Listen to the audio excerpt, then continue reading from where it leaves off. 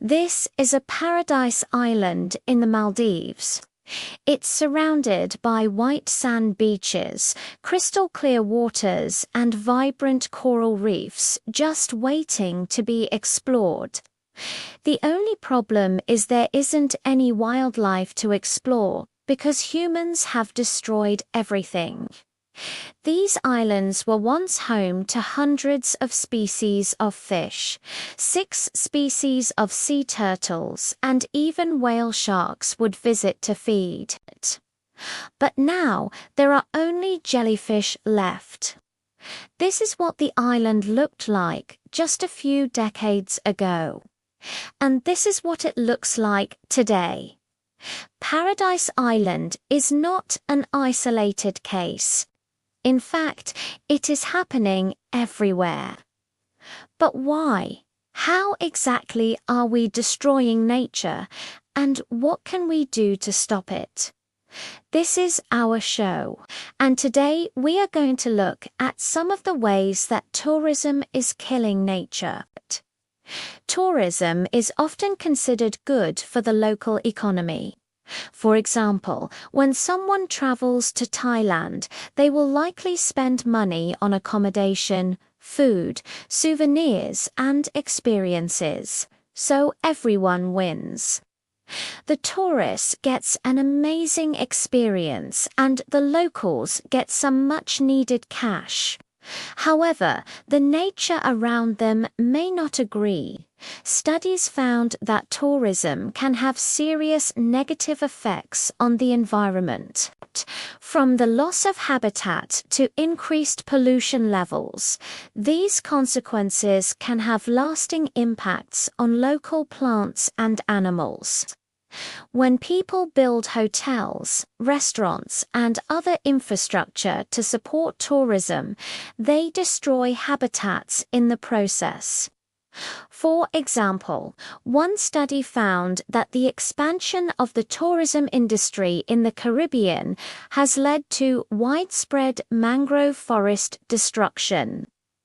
Mangroves are essential for coastal protection from storms and droughts. They are also home to a variety of species of plants and animals. But they are being destroyed so that tourists can stay in beachside resorts. And that's not the only habitat being destroyed. Coral reefs are some of the most beautiful structures on Earth. They are home to a quarter of all marine species. But despite their importance, coral reefs are being destroyed for tourism. One way is through physical damage. Divers and snorkelers can easily break off coral branches or kick up sediment that smothers corals. Another way is through pollution. Sunscreen, sewage, and runoff from agricultural land can all harm corals. The third way is through the introduction of invasive species. For example, when boats travel between different reefs, they can carry with them organisms that outcompete native corals for resources. Finally, climate change is causing ocean temperatures to rise, which leads to coral bleaching. All of these factors are contributing to the destruction of coral reefs around the world. In some places, people are trying to fight back. In Palau, for example, tourism was harming the marine life so much that the government had to close down some areas to tourism altogether. At first, this was very controversial. After all, tourism is a major source of income for the country. But in the long run, it has been worth it. By protecting its waters, Palau has seen a rebound in marine life and tourism has become more sustainable. But while this is a great success story, it is not enough. We need to find a way to make tourism more sustainable everywhere. Here are 3 ideas that might help. Plastic waste is a major problem in many tourist destinations. It not only looks unsightly, but it can also harm wildlife. For example, plastic bags can end up in the ocean, where they are mistaken for food by sea turtles. To reduce plastic waste, some companies are starting to offer tours that use reusable water bottles. These tours are more expensive than traditional ones, but travelers are willing to pay more for an eco-friendly experience. In addition, some countries are starting to ban single-use plastics altogether. For example, in 2019, the European Union passed a law that bans certain single-use plastics, including straws and cutlery. These bans are having an impact.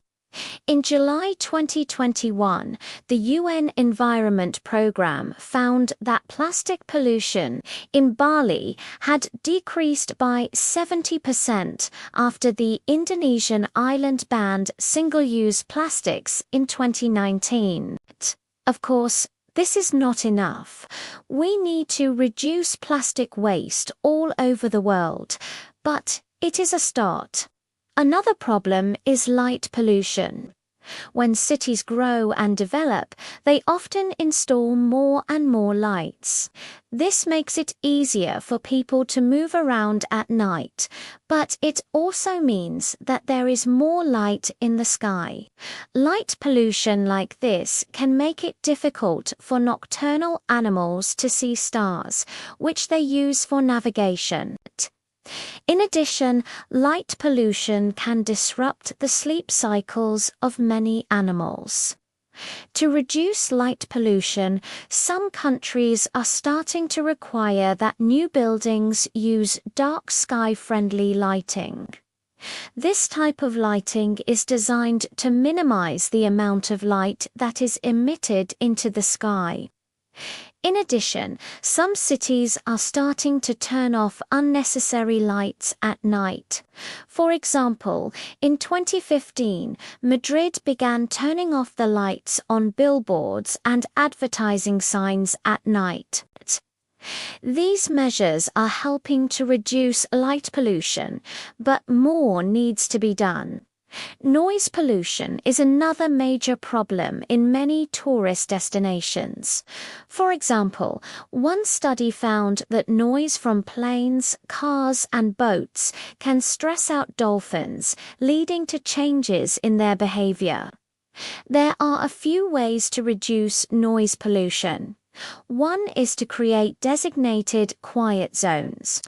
In these zones, businesses are required to limit the amount of noise they produce. Another way is to use sound barriers, such as walls or vegetation, to block noise. Finally, we can all do our part by being mindful of the noise we produce. For example, we can keep our voices down in quiet areas and avoid using noisy equipment during certain hours. Of course, this is not going to stop every type of environmental damage caused by tourism. There are always going to be some impacts no matter what we do. But by following these guidelines, we can minimize the damage and protect the natural world for everyone to enjoy. So what can you do to make sure that your travels don't harm nature?